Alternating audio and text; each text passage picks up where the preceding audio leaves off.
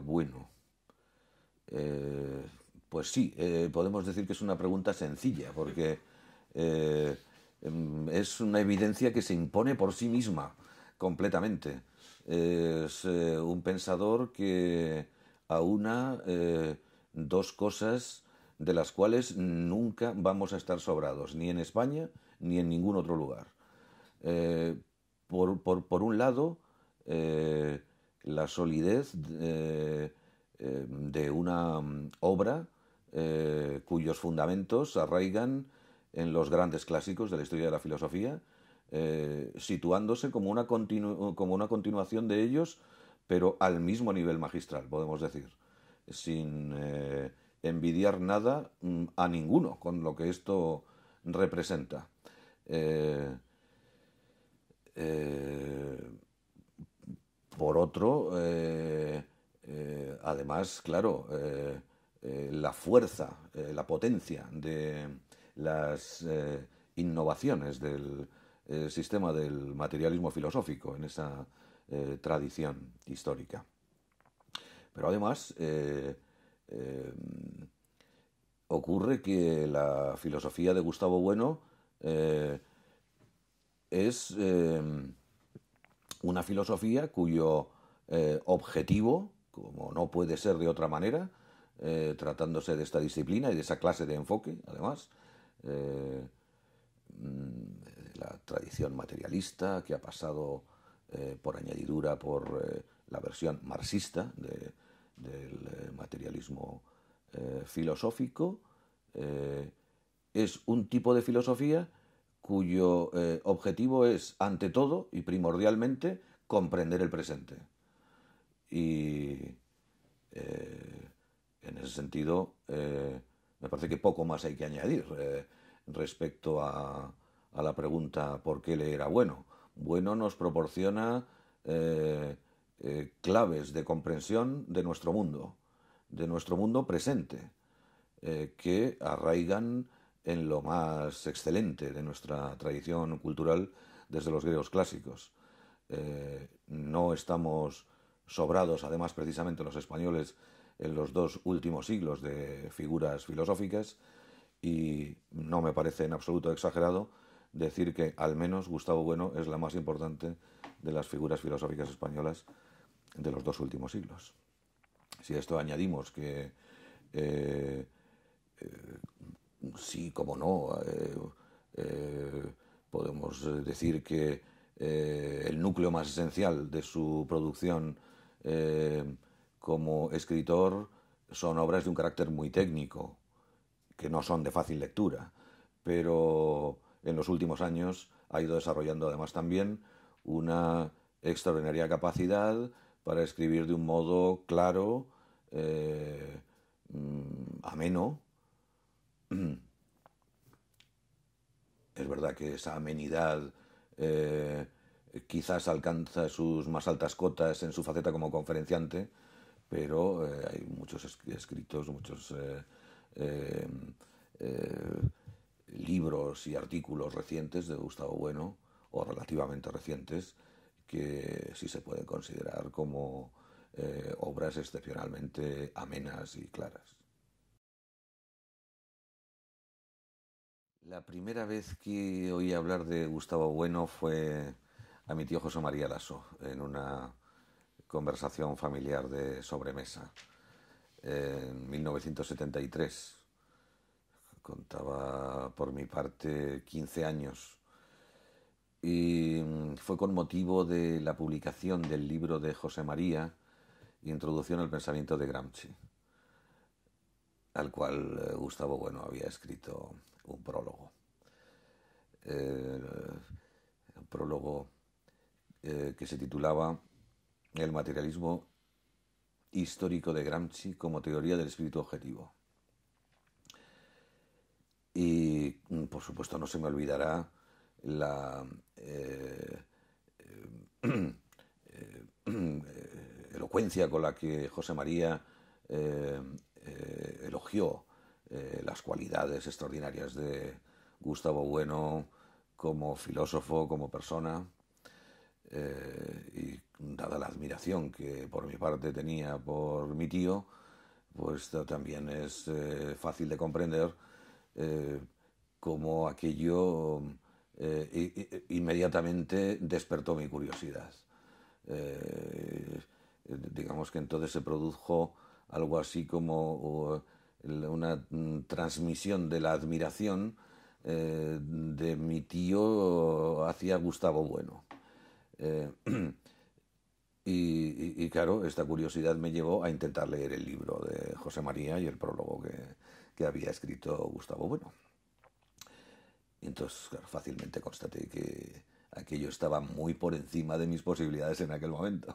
Que sí, era un estudiante de bachillerato, un estudiante de ciencias, me sentía muy atraído por la filosofía. Precisamente, además, quizá por ser un estudiante de ciencias, esta atracción era aún más fuerte. Como José María tenía este interés bien conocido por la filosofía, eh,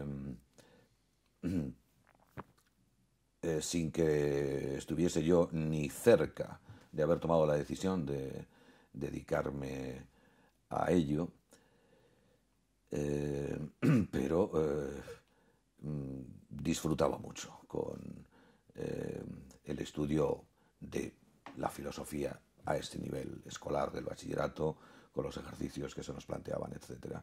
Pero evidentemente no tenía una formación filosófica eh, más que incipiente en este grado. No sabía una palabra de Hegel y, como decía, lo primero que constaté fue lo lejos que estaba de poder entender un texto de esas características. Pero en lugar de desanimarme, el revés me sirvió de acicate. De modo que pospuse la lectura del libro de José María y el prólogo de Gustavo Bueno para el momento en el que dispusiese de las claves necesarias para poder entenderlo. Y por supuesto lo que no sabía es cuántos años de dedicación iba a llevarme disponer de las claves para poder entender adecuadamente textos tan breves como eran aquellos, de muy pocas páginas.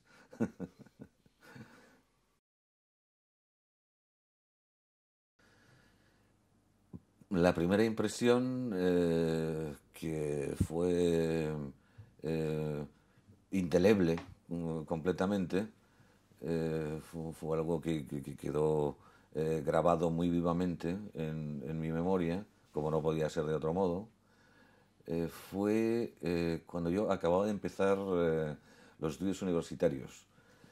Eh, Tuvo que ser bien en el otoño o principios del invierno, en el otoño de 1976 o principios del invierno de aquel 76-77, y, y fue con mi tío José María Lasso, que nos presentó en la puerta de la sede de la Fundación de Investigaciones Marxistas, en lo que era el portal del edificio. Venían tanto mi tío como Gustavo Bueno vestidos de un modo pues prácticamente idéntico, lo cual me llamó mucho la atención también. Eh, los dos vestían trajes grises, eh, o gris más bien oscuro, con camisas blancas, zapatos negros, portaban sendos maletines con libros y documentos, y eh, recuerdo cómo le estreché la mano, su imagen de viva simpatía, esa sonrisa tan abierta que siempre ha tenido Gustavo Bueno, y cómo mediando pues las palabras rituales rapidísimas ya eh, es conocido el temperamento nervioso tanto de Gustavo Bueno como de mi tío José María Lasso. Pues inmediatamente ya enfilamos la escalera era un primer piso, si no me falla la memoria, no tenía ascensor la finca, y entonces subimos al primer piso donde estaba la sede de la fundación, en la cual se celebraban unas jornadas de conferencias y debates. Y el conferenciante de aquella mañana no era Gustavo Bueno, tampoco era mi tío José María Lasso, sino Carlos París.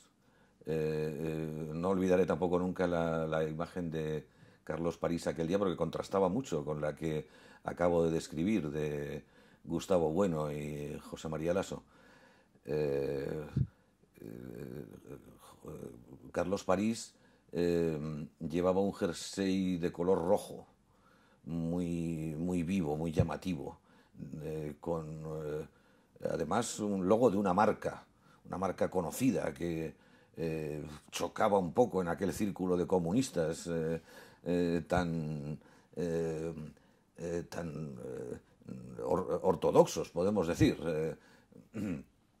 Y, y, en fin, me presentaron ahí a Carlos París entonces, y sí recuerdo que, y aquello también fue para mí muy impresionante, cuando acabó la conferencia de Carlos París, eh, Gustavo Bueno y también mi tío eh, le plantearon una serie de objeciones eh, de las cuales, aunque no puedo recordar con precisión la temática, le costó trabajo salir airoso a don Carlos en aquella ocasión.